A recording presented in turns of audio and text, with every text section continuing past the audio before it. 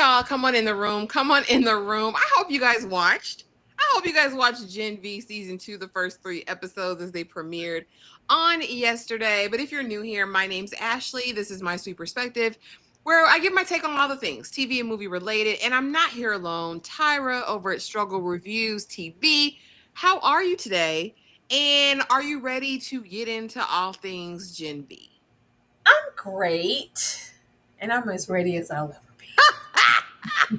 Well, let's get right into it. We're not going to waste any time. Hey, Saul, what's going on? Good to see you. Good to see you. Bookworm says here, reserving power. Serving power. Maybe reserve it. Reserve it. And I hope your power comes back ASAP, Rocky. Hey, pretty girl, again, welcome back. Welcome back. Hey, sis, thank you for coming back, Tremaine. Dane, what up? What up? What up, boo? What up, boo? What up, boo?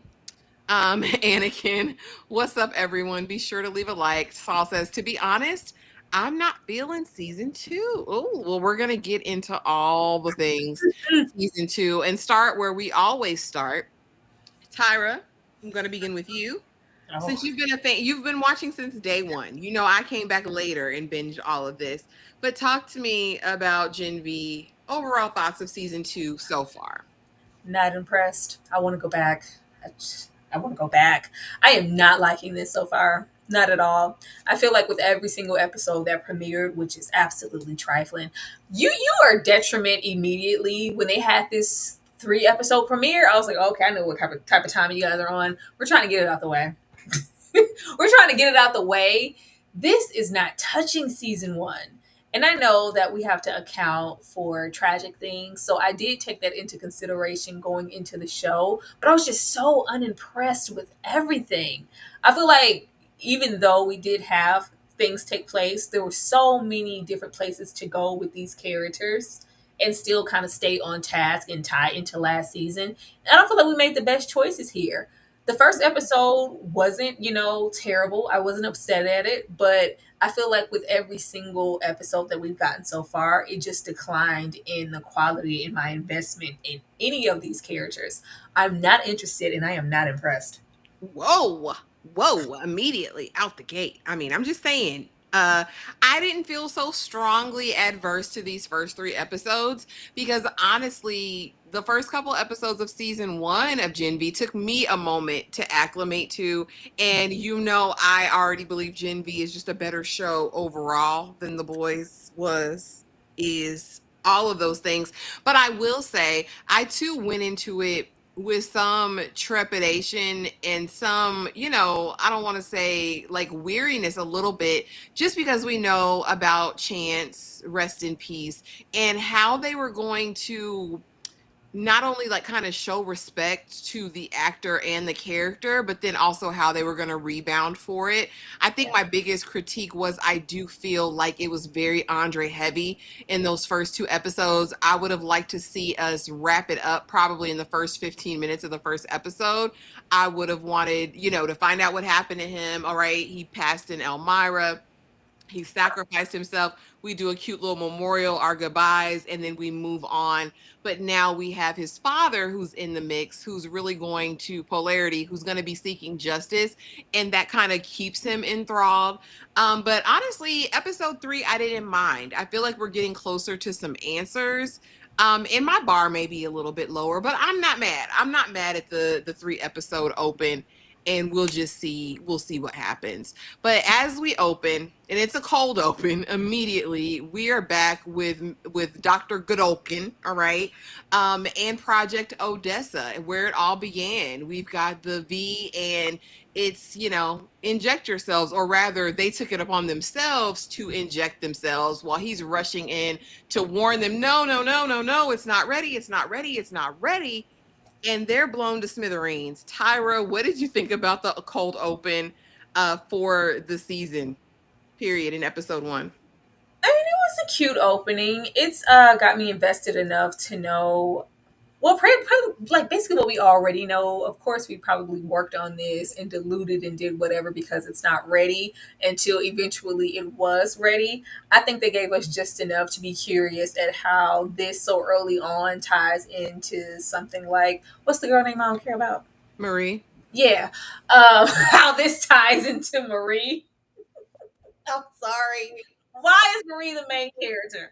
How this ties into her and her journey. So it's something that I know that we'll be working our way back to, and it'll tie into our head, Midnight Mass Man and everything else. But I feel like it was a good enough opening, and of course they're gonna always try to fit in as much gore as they can, and we got some already. Absolutely. And seeing where the V all started from. And now we have Cipher, the new dean. And immediately I thought, if you watched a show called Heroes, you know Siler. And I was like, what are we doing here? Cipher, Siler. If you watched Heroes, you knew they had powers. It was a thing. Some were good, some were bad. But now I'm like, oh God, Midnight Mass. Like Tyra said, what are you about to do over here? He's the new dean. He's implementing new protocols, new trainings. And he's kind of got for some reason a lot of power, Tyra. What do Yes. you think of Cipher, and how is he going to tie in now that we lost our old dean? He's the new power structure at Godolkin. So far, he delivers that stoic, Bueller. He gives Monotone. that monotone energy that you expect from him, so that's no surprise. I think the most intriguing thing about him is we don't know anything about him or his power. I think that's what's going to keep me hanging on, because I really want to know. He does. If you didn't know any better, you think that he was a human as well. But I think he's sitting on something, and he's so comfortable at implementing and doing all these new different things, even though we know he's had a hand in somebody like Marie ending up there, like he's manipulating things. So to be this comfortable in this position while everybody else is surrounding you, who are pretty powerful all on their own, even if they are students, who are you? Because if they uproar and try to, you know, uh, what are you going to have as a defense? I think he must be extremely powerful. So I do look forward to that. Um, I'm glad that we have a new dean, but I'm hoping that we still meet some other new characters also, because I think they're coasting a lot on him kind of saving the show or like bringing it back up to a certain level. I think they're putting a lot of stock in him, but I don't think they should. I think they needed some more people too. Yeah, they're gonna need some more, and not just the boys, people coming over with their cameos. We are gonna need some good core people. So now we have Jordan and Emma leaving Elmira. Marie, we find out, has broken out. She's escaped. And Jordan's holding on to some resentment around that, because we also discover that Andre passed away in an effort to escape. But now they're leaving Elmira, don't know where they're heading, but ultimately going to Godolkin to be rebranded and put back out on the main stage. Nothing you think happened. They actually aided us in ridding the campus of, these unalivers and all of the things. What do you think about Jordan and Emma's dynamic and how they're showing up in season two? I don't like it.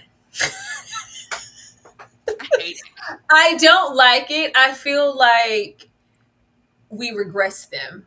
This it. feels like when we first met them. Now, I do expect for them to be changed because of what they went through, and especially like the loss. I expect that. But immediately when we met them, I'm like, it feels like they're reverting. This feels like the beginning last season. Emma and Jordan, we had so many experiences and so much growth that you would think that these would be different people, even if due to whatever circumstances we have to immediately place them back into the school environment. I just expect them to be a little bit more evolved and calculated than they are right now. They're just kind of down, but I'm just going to chalk it up to them grieving. Yeah, I will say that. I mean, Emma at the kegger, it's like, okay, girl, have you learned nothing? Do you know nothing, Jon Snow? Are we nowhere? Are we not nowhere further than where we were? And as far as Jordan, Jordan just has a lot of stuff they haven't dealt with. It's like, come on, are we not like you said, have you learned nothing over this time? But we'll see. And again, rest well, Chance. I did want to take a moment, just to kind of remember Chance Perdomo. Of course, he was an American and British actor known for his roles as Ambrose Spellman in The Chilling Adventures of Sabrina. I didn't watch that. And I of course, Andre in Gen V, born in 1996. Of course, he passed in 2024. And honestly, he was such a heavy part of season season one. He was so titular to the show and to the cast and to the storyline that I was really like, I don't know how they're going to approach this. And I think they did it respectfully as they could. I just don't know how much more of this we need. Tyra, what are your thoughts on Chance and Andre, the character, and where they're going? I love Chance. This was one of the actors that I was looking out for. I did watch those chilling adventures of Sabrina, and he was probably my favorite part of that show. And he's going to be missed. The absence is felt here in a very heavy way. Yeah. I was one of the ones. I was not here for too many characters in this show. This, you couldn't tell me he wasn't the main character. This was my main. I felt like, as far as evolving and just really having stock in where somebody's character was going to go, I was here with him, and adjacent to him, he made all of the other characters kind of work for me to where I was invested in them too and adjacent to him, because he was kind of like the cornerstone of The just their glue, dynamic for anyway. sure. So it's just hard. It's so weird. I'm really glad that the show didn't outright try to replace him or just try to skip over the events entirely. But I don't like that they entangled the death so much that it bleeds over into one, two, and three episodes. Like, I don't like that, like, the beginning catalyst period is just kind of avenge and we lost him and his dad is there. I think that there was a way to pay respects, and like, I do like that they were respectful enough to try. God, like, we're not doing no reenactments. We're just going to have Yeah. it in name only and kind of move forward. But I think that they put too much off of the back of the character's death to where his presence in some way, especially with his dad still being so prevalent, is going to be looming in the story of the show. And for me, it doesn't do anything but have me reminisce over what's missing and what could have been so great. Like, all three episodes, I was like, man, I wonder where they would have went. I wonder, I Yeah. wonder, I wonder where we could have been or what would have been if he was still here. But it is very unfortunate that we lost something so important and someone who was really making a difference as an actor coming up on the show. All we can do is, think about what could have been, but hopefully, it gets better as we go along. But I will say that I really do miss his presence on this show. Yeah, and that's such an astute assessment because I don't think necessarily they considered that. That when you do have him so heavily pronounced still, even in memory, the constant reminder when we're bringing up his name, when we see Polarity, it does kind of cause comparison in people's minds because he really did drive it. He was kind of what made the synergy Yeah, of the show. He was kind of the charisma. He was all of those things in season one. And he didn't have like he wasn't, of course, our main, right? That's Marie. But really every scene he was in, he kind of stole it. So it makes a difference, and his absence is definitely felt. Easing on down the road, Marie's on the run, honey. Dog not God, these names, is chasing her. Vought has the people after her because, girl, what is you doing? What is you doing? Until ultimately they change their mind. Um, Ultimately, she's got to be saved by Starlight, and I have a slide for that. But what do you think of Marie on the run? And not only that, but now I'm doing research because I got to find my little sister, and there's more information that I need because why am I the way that I am? I was actually invested in Marie on the Run. I was going to be more invested in Marie on the Run than Marie down at Schoolhouse.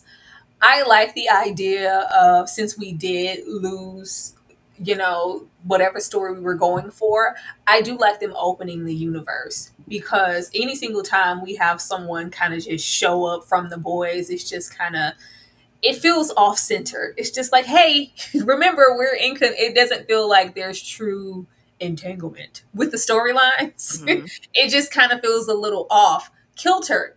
I thought we were going to have more time to linger here with her kind of finding herself, because we know that she's only maybe, I don't know. I think maybe she's got like to the tippy toe of what her capabilities actually are. Yeah.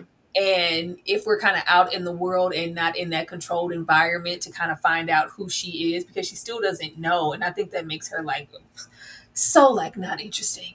But I thought that we were gonna get, some life experience and then maybe return to the school like afterwards, or they were gonna like have some type of tie-in. Mm-mm. It was just like, no, we had this moment, Immediately. which was good, just kind of having her here and now. Baby, when she went out there and it was playing, Captain Save 'em out there in the middle of the street with the folks, I was like, Marie, ain't you supposed to be in hiding?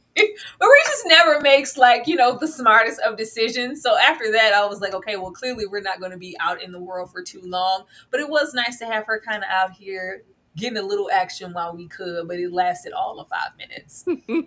She said, I liked Marie on the run. I liked her there on the outside. I don't think she would have lasted long on the outside. For whatever Marie, what she's very dependent. And I noticed that about her character more and more. She wants to be independent and very much this cutthroat, I'm out for me. And she is out for herself. She's very selfish. But I didn't know. And Dog Knot we got here again, serving as bounty hunter until our girl needs to step in and assist. And I agree, Low Reacts. I didn't understand why she didn't use any of her blood magic that she used before. She She knows does. how to stop hearts, stop organs, stop all the things. And I said, well, maybe it's because he's a soup and it doesn't enable her. But no, because she's taking out soups that same way. So I don't know. But Starlight here to save the day. Were you happy to see Starlight, Tyra, and finding out, no, sis, Odessa, Odessa, Odessa, Odessa.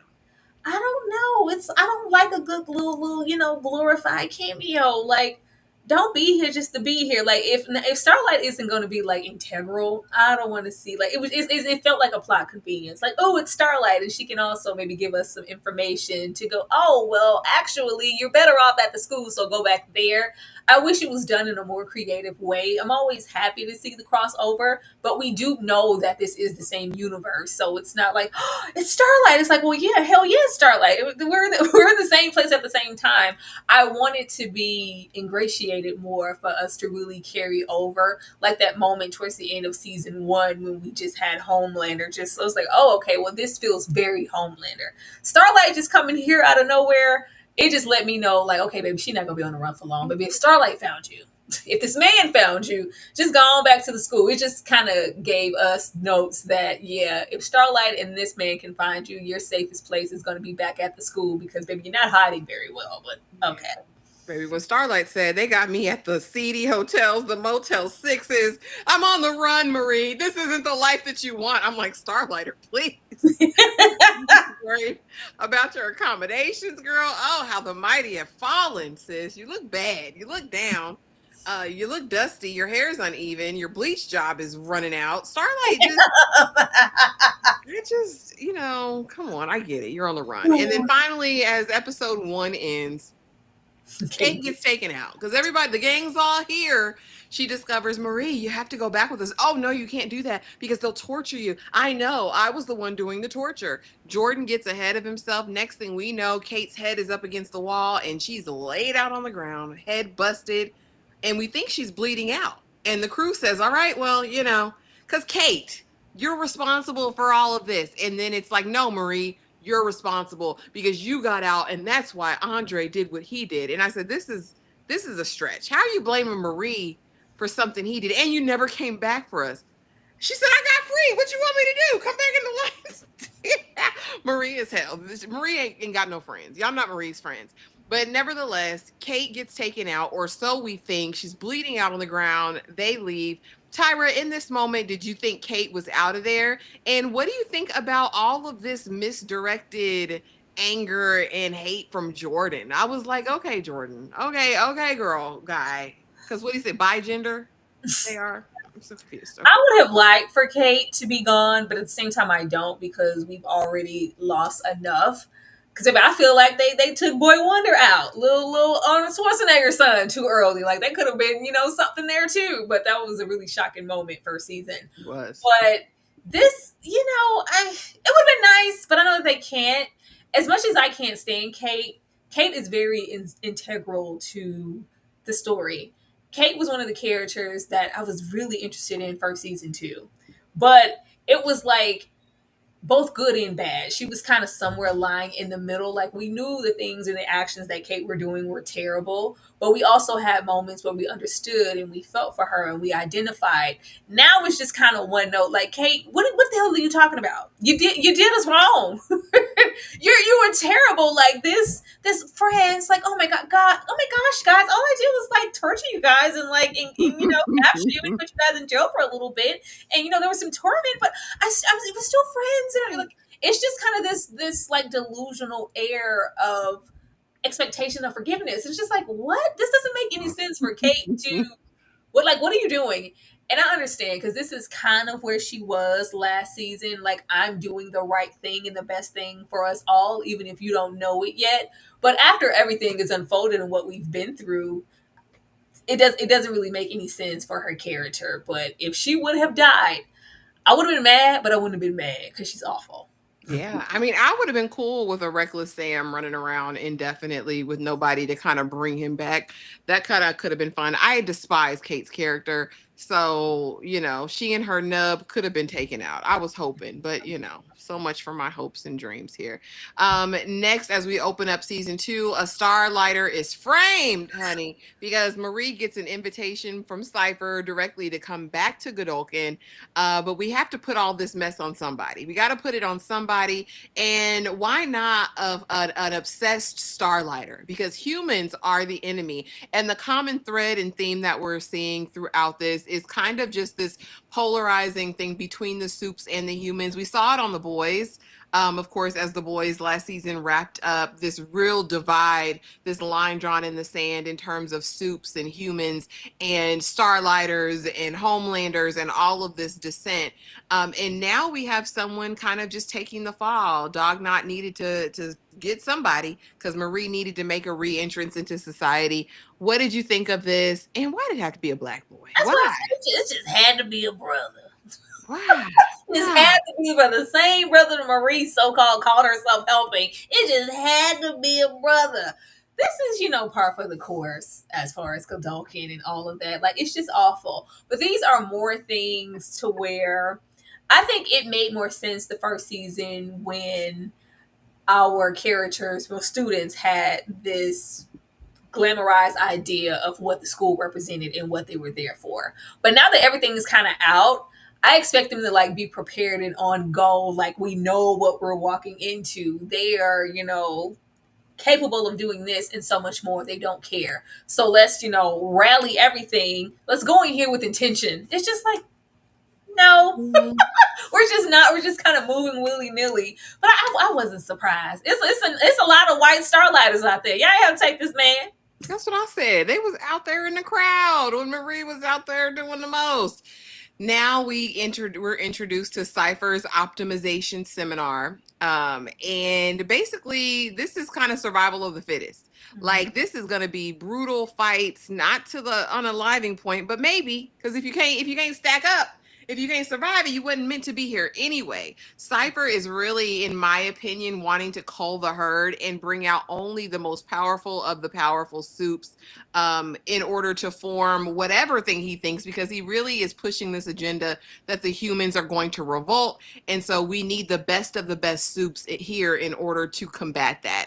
What do you think of this new training class? And why did they bring out the damn, I don't even know, that big man to beat on Marie? It's Juggernaut is what I thought about from X-Men. I said, y'all done brought Juggernaut out to fight this little girl? Like this is what we're doing? Because I mean, he even ripped the blood magic. I said, okay, this is too Oh. much. What do you think of this? And is he trying to cull the herd? Is he trying to eliminate some of the less desirable soups? What is this about? I don't know. I wanted Cypher to come through with something different. It seems like a lot of the I'm in charge, they come in here with the same agendas. Like, if and when the humans uprise, we're done for. Like, what the hell are you talking about? All great and powerful us? No, you're not. No, you're not.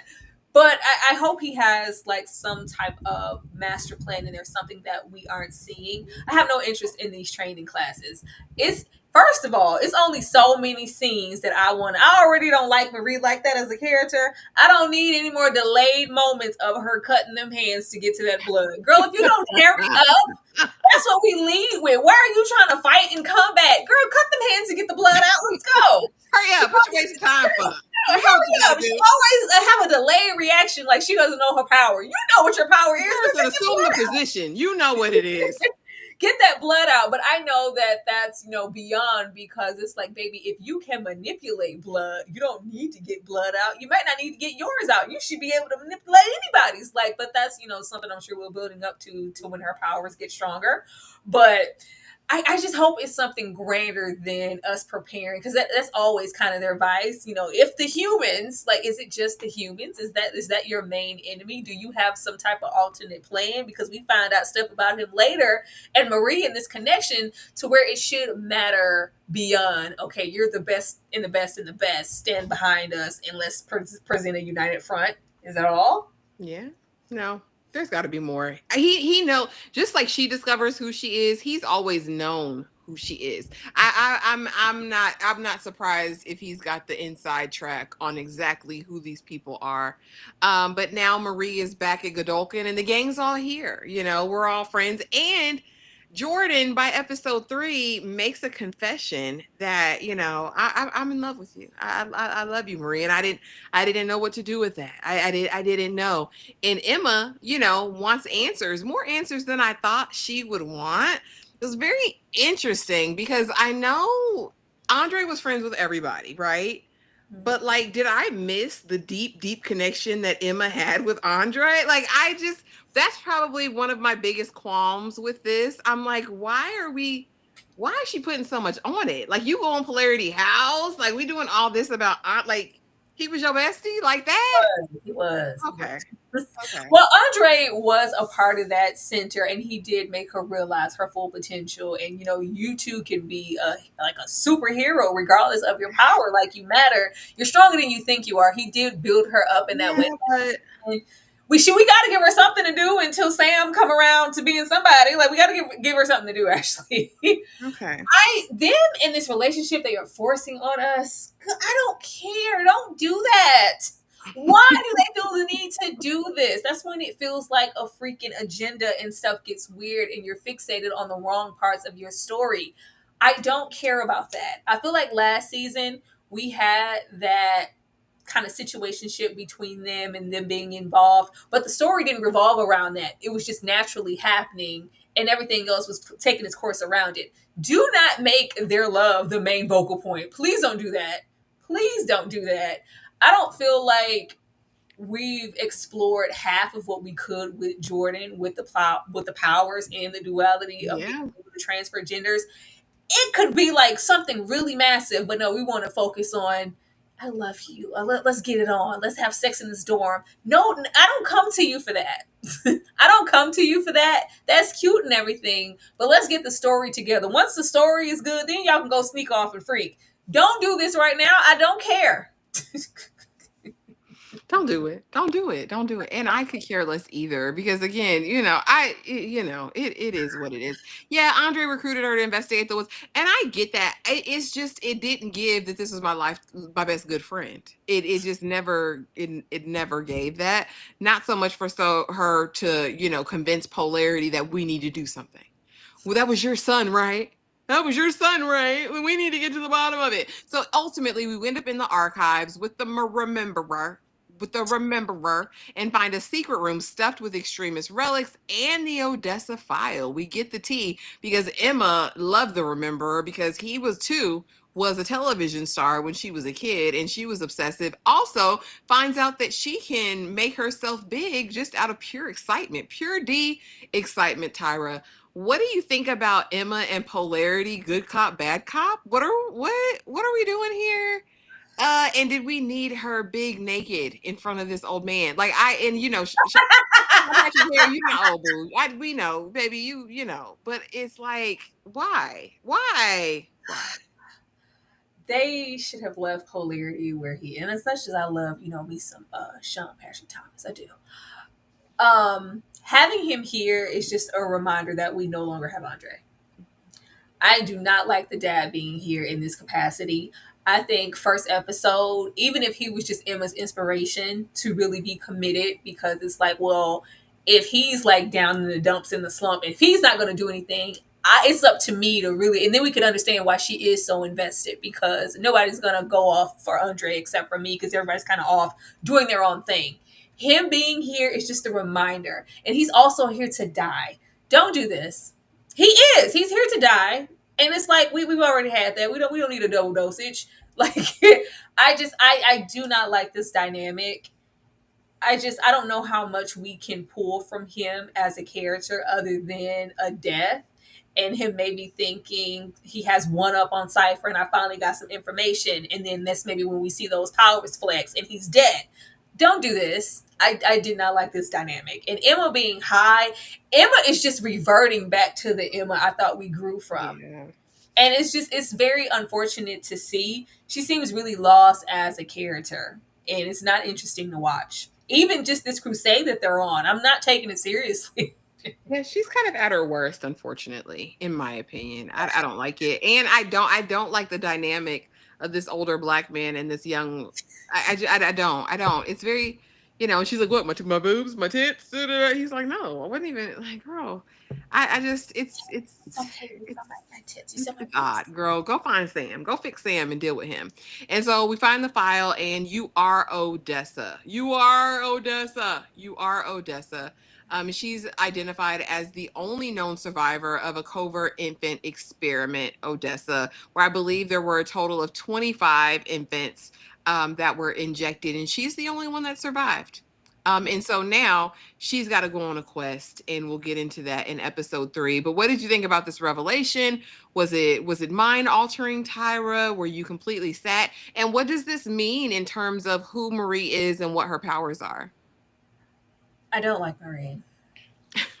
Me neither. Marie is like the least interesting aspect of this show, especially at this point. I could be invested in Marie if she really took herself seriously and committed. The emo, the ha ha ha ha ha, to even get this foul, and then she has to dilute herself. I'm not important. I'm nobody. I don't matter. I'm not Odessa, guys. I don't do anything. I'm just like, girl, look. That rhetoric that Marie spews out, and it's just all sister, sister, sister. If we ever get there, that's cool. But we don't even have enough stock in that to just to care if you ever link back up with your sister. I really want her to have a purpose. And whenever she gets one, I think I can fully commit to her character. But as long as we are bells at that window because Jacob left, looking out the window and the season's going by, girl, I can't do nothing with you. What does she do? She does nothing for me. Oh, Tyra. I I don't like like. Marie. I like what she represents, but I think they could have done a better job with her This character. is a case of, how we feel about Marion over there on Gilded Age. Like, this is not your focal point. This is not your main character. Now we've lost who was supposed to be our main character. The best thing they could do, and maybe they didn't, or maybe they still aren't, because they felt like if we introduce a new character, maybe the audience will feel like we're trying to replace Chance. Mhm. We need something, because if you're trying to carry this show off the back of Odessa, you're missing. No, absolutely I mean, ultimately, I think it's gonna have to ultimately play into the boys' world and in something. But I mean, yeah, we'll see. So we find a picture. We find a picture, and we're going around town showing it in this Project Odessa file. And it actually shows Cipher as Dr. Gould, the doctor who delivered her all of those years ago, who seemingly doesn't age. So is that giving us any insight into who Cipher is really, and how much she knows? And what does she expect Polarity to do? Like, what do you what do Actually, I don't know. Like, that's what I'm saying. The sooner she realizes who she is and how forthcoming Cipher seems to be, baby, go show that picture to Cipher. Baby, what is this? Who are you? And what is our connection? She is. Like, it's just never, I feel like we were on the cusp of something coming together, because Chance also was rooting for her and championing her to kind of gear towards who she was. And we finally, I feel like something awakened in her last season at the end, even for her to, explode. And it was like, oh, we finna get into Marie exploding heads. Those powers are really she's about to be like a really intriguing character. It's just like, no, it's just, if this feels like Marie, the beginning of the first season when she had just got there to Godolkin and she had just left the home and everything. And it was, oh, I'm just a foster kid and I don't know, I don't have anything. I ain't never been none, I never had none, I never been nowhere. It's just that. It's just so unfulfilled. She's little orphan Annie. She is, That's you so know? And I thought we were going to maybe get into more so badass adjacent Marie, because not only do I kind of know who I am and what my powers can, possibly be, but baby, I'm Odessa? Me?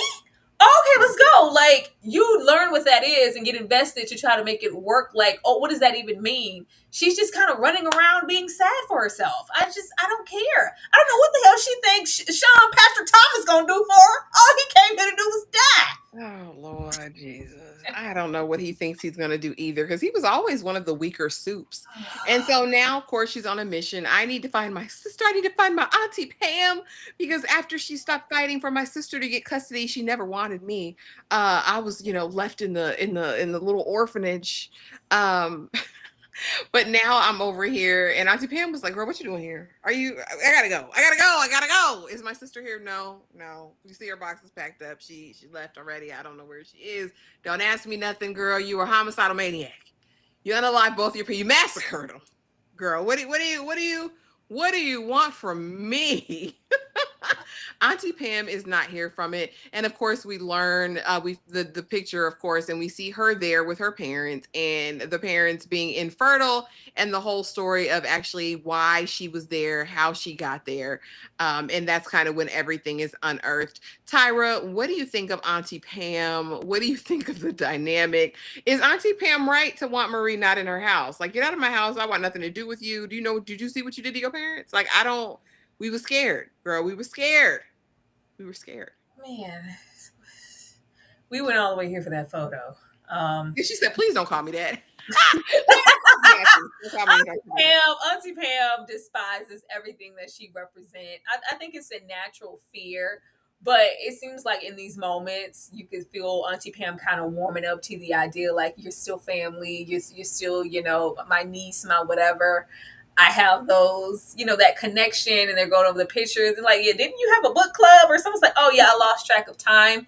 Don't try to get us invested in Pam or none of this, so y'all can try to use Pam later. We don't know Pam. Pam. We don't know Pam.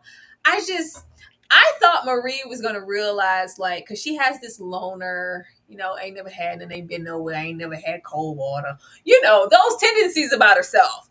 But it's like I found my place and my footing, like, to just automatically jump into this season and to know that she left them so I could go to my sister. I thought it was going to be, of course, I'm still always in that planning to get to my sister. But until then, this is my family too. I have a strong connection with these people that I've never had before in my life. We kind of just like abandon that immediately when it starts.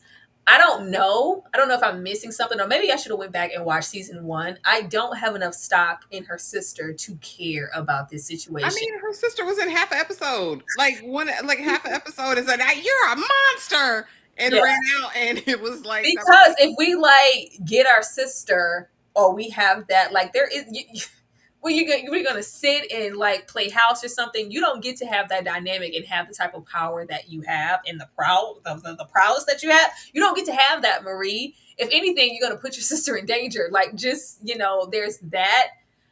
I don't know what I'm supposed to do with this. I really don't. just I'm like, like, I just feel like this is something for them to try to kind of threaten Marie with later. Like, if you don't do such and such, there's always Auntie Pam and your sister. We can take them out. If that's what that is, fine. But we don't care.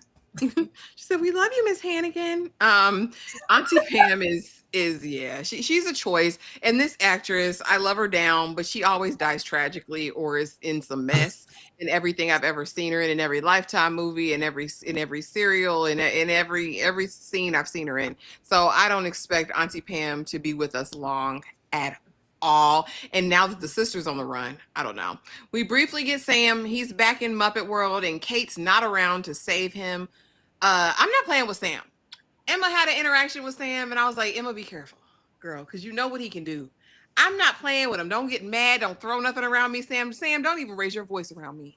I don't like it. I'm running for the border because he's too much. He's too dangerous. He's too strong. He's too powerful to be unhinged the way that he is. When he said, "Yeah, my brother had the right idea," I said, "Well, say maybe, Sam."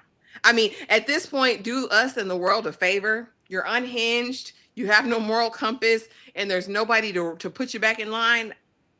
What's going to happen with Sam, Tyra? Because he's too powerful to be this unhinged.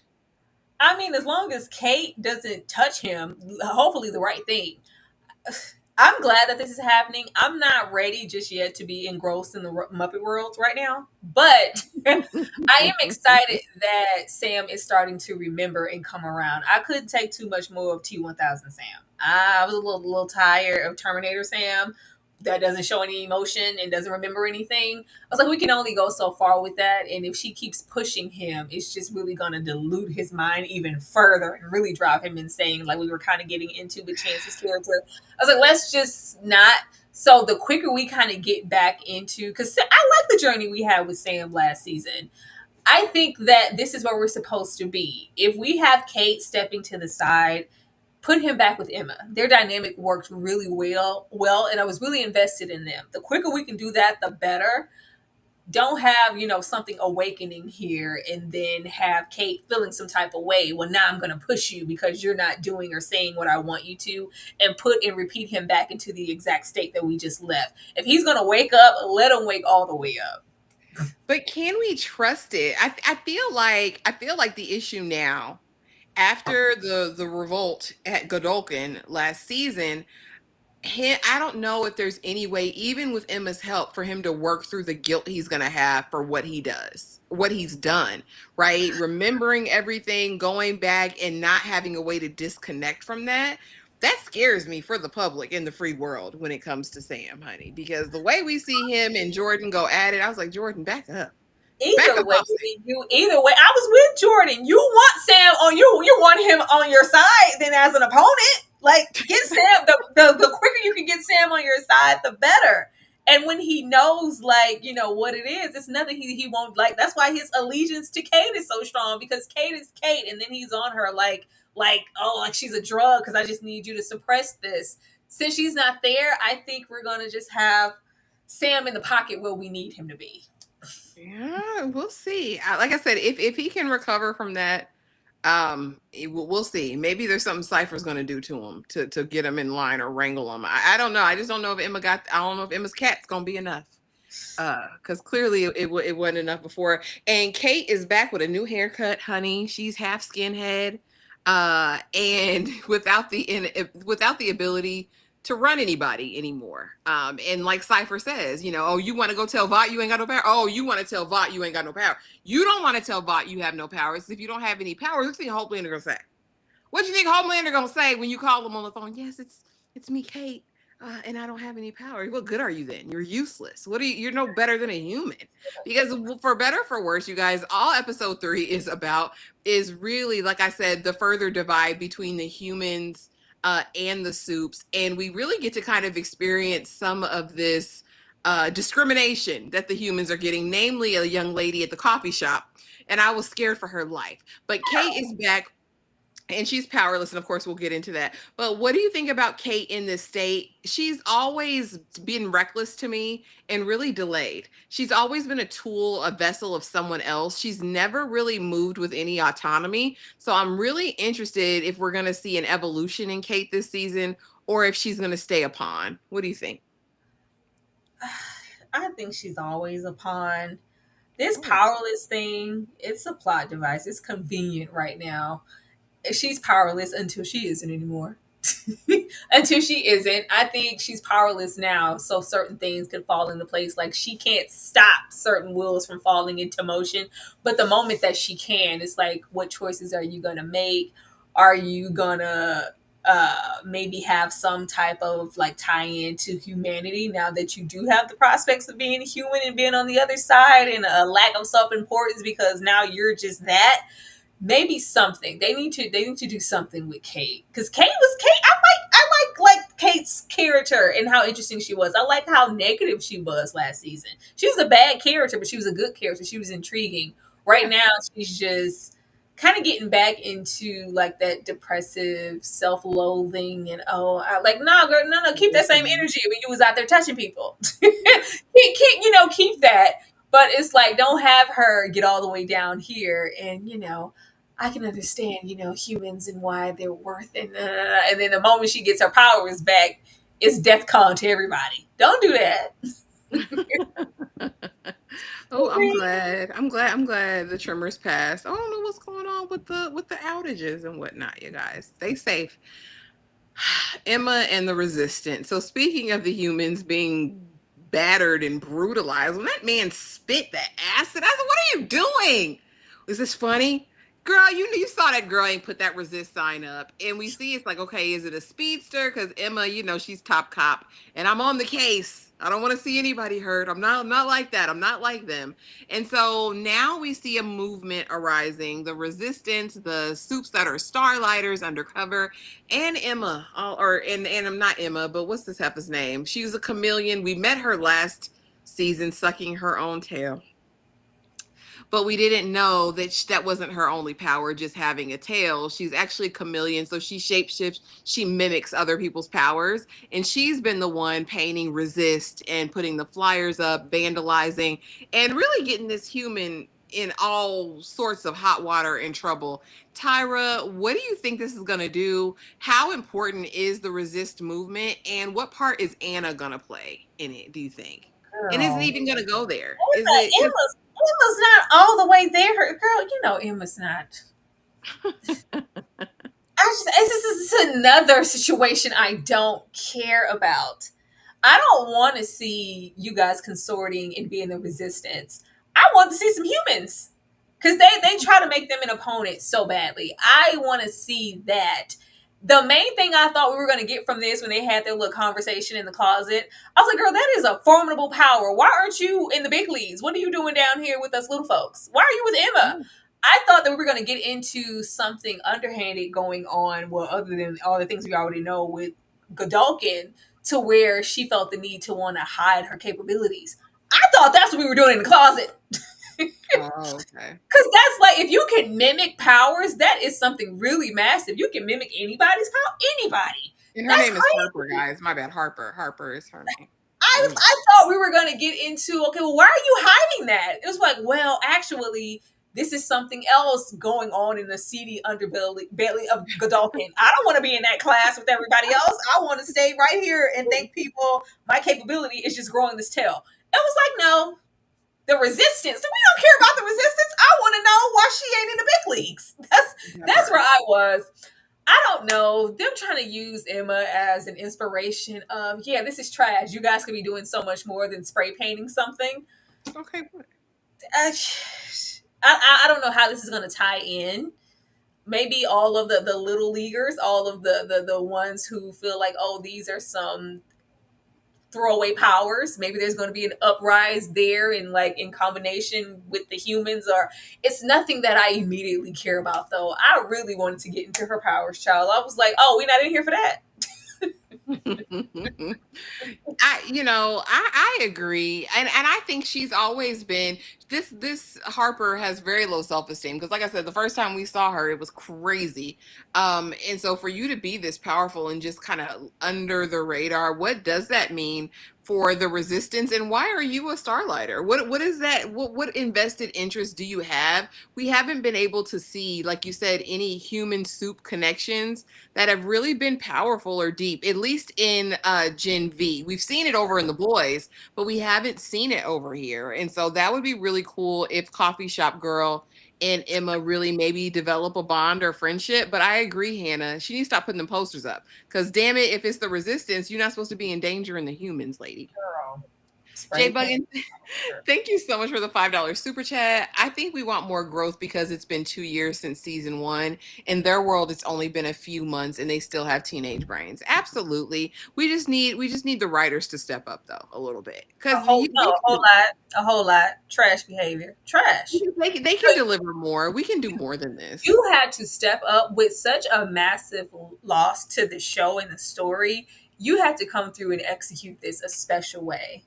And I feel like all of the little tools are here, but it just kind of feels lackluster. Like if we have that heifer run around, that Ashley replacement with the stinger, I was like, this is a half baked No. season. This is half baked. When they get to like manipulating things, normally in this universe, the more surprise elements where it's like, what the hell is that? Did you just see what happened? What just happened? Like the more Muppet universe when it comes to Sam getting into the sexual things where you have a man coming out of another man's butt and the Oh, whole Jesus. when you get to doing those things and it's like sporadic, you do those things so early now, it makes me worry for the season and where you're going. I feel like they don't have anything and this is going to be really half baked. I'm praying. Lord, I'm praying. Finally, as the episode wraps up, we do see Jordan and Sam bond a little bit. Again, I don't think Jordan in either form will have the ability to keep Sam on a leash. Neither do I think Emma will have that ability. But Jordan gets up there after confessing their undying love for Marie. Like, I love you. I just didn't know what to do with it, you know? I didn't know what to do with it. And so now Jordan is up here and making all the confessions. These are my confessions. Jordan rings the bell, Tyra, that Jordan can't unring. All right. They framed a starlighter for this, but it was me. I did it. I did it to Cate. So you want to go back to Elmira. That's what you want, Jordan. And Jordan is ranked high, I think third now or something, because they did get into the rankings a little bit. I didn't write it down, but I know Marie's up there, Jordan's up there. And if we remember Jordan from first season, it was all about rank. It was all about how powerful I can be if I can be on the list. And now we've seen such a shift in their character. It only can result in tragedy. Tyra, is Jordan too powerful to put down? What is VOT? What is the university going to do? This is on national television. I don't think it's going to be too much. I think everybody, as well as the public, they're so brainwashed that maybe she could get up there and say a lot of stuff. All they have to do, this is fixable. And Cipher over there, he could give a damn. He was like, "Oh, here we go. No, this is my ruler. Oh, here you go. This is not what you're supposed to get up there and do." But since you did it, I don't think this matters to him. I think he's here for Odessa. He's here for that. So this is just maybe like a formality. I don't think that this is gonna like hold the weight that Jordan thinks it is. And so that's what I'm saying, with everything that they've been through and what they've seen and what Vault and everybody's capable of, you grandstanding right here in this moment and telling the truth means absolutely nothing. They wake up and go to sleep changing narratives. This is very fixable. And this is just gonna move her standing as far as Godolkin, maybe. Like, you won't be front facing anything. You got up here and showed your behind. But it's not gonna be the change or anything. Like, it's just gonna be like, huh, yeah, you did it. So And not it's going back to Elmira, not being put in custody, you think Jordan gets to be free and roam around and they'll just spin I it? don't It know was what they're gonna do self-defense. with It Jordan. was I just don't feel like it's gonna be the change she think it is. Maybe it'll be like the catalyst for their group dynamic to move differently because we're not running anymore. We're being honest. But her, like, maybe she get expelled or something. I don't know. I don't know. I, The conversation with Marie made it feel final to me, but you're right. I mean, y'all are right. Anything could happen, but we'll ultimately see well, what I they know they're do. putting all this love on it. Are they just can't have that loss. When you start like the crusade of a relationship, and I love you too. I'm so glad. I was like, maybe it's episode 2. Hold on. But they can't lose or like rid Jordan or kill Jordan. They can't do that. It's too much loss already. You can't do that. So I don't know. I don't know either, girl. We gonna see. Finally, predictions, Tyra. Any predictions for the next episode 4, or the rest of the season? Well, he's gonna sit and have a little talk with everybody. You can't do that. He's gonna be talking and probably having a sit down of, okay, well, yeah, I think that everybody's going to be in for a rude awakening. Whatever they feel like Cipher is there for, what he's doing, I think is something completely different. It has to be something major. I'm hoping it's a pickup. I don't feel like for 3 episodes we went a lot of places. I don't think we grew at all as far as investment in whatever they have going on here. So I'm hoping like, because how many episodes? Y'all know this is minimum 8 to 10 season type of to 10 episodes type of season, so you don't have a lot of time. So getting into that midway 4 and 5 episode, you have to come stronger than you came in these 3 episodes. So I'm hoping that they do. I hope Sam, like, I need Sam and Emma, them and their little slow selves, I need them to, they work really well together. Separately, no. I need Emma to get over there with Sam. I want Cate to get into her humanity and realize how worthless she can be because she is powerless until they give them back to her. Probably, She's like I how need worthless she can I need be. some of that going on, or even just like a come to Jesus meeting with all of them, since it's all out. Because the way Cate tried to roll up on Emma and touch her, like, yeah, what would you do? Girl, don't try to intimidate me. Get the hell off of me, Cate. Like, let's just have that. We're honest. We know what happened. We know what we did. Let's move on from it. We're stronger together than separate. What do we do now? I need them to get to the now. Immediately. Get over there. Well, you guys, that was Gen V season 2. Are you guys looking forward to it? Be sure to drop in the comment section any predictions that you have for episode 4 or the rest of the season. Tyra, let the people know what you got going on before we get out of here for the night. Tomorrow, we will be getting into Reasonable Doubt. Jackson, her husband, and all those people down at the law firm. We'll be getting into that episode 1 and 2, apparently. Don't want to miss that. Link's already up. Go on and put the notifications on for that. Be sure to watch that on Hulu, season 3, episodes 1 and 2, and join us tomorrow. Absolutely. It's going to be a good time. And don't forget, immediately following that live, we will be talking The Newsroom, episode 1 of The season. who? Oh, excuse me. The morning show. I don't know why I want to call The Newsroom. Call the Newsroom so bad. The morning show on Apple TV. We will be talking that immediately following the Reasonable Doubt live tomorrow. She said, what? The who? The morning show. Aaron Pierre, that's Mufasa, is over there. Y'all go over there and watch it. I promise you won't be disappointed in this first episode of episode 4. And I agree, Jeanette. I feel like there is good potential here. They can do something if they want to, but do they want to do something? Hannah says Emma is like Huey, but with D-list powers instead of no powers. Huh. Hope they make me care. I'm just watching to watch, Saltin says. Listen, I mean, most of us are. But thank y'all so much for coming through. Be sure to like, comment, subscribe, hit the notification bell so you don't miss a thing. And we will see y'all tomorrow night for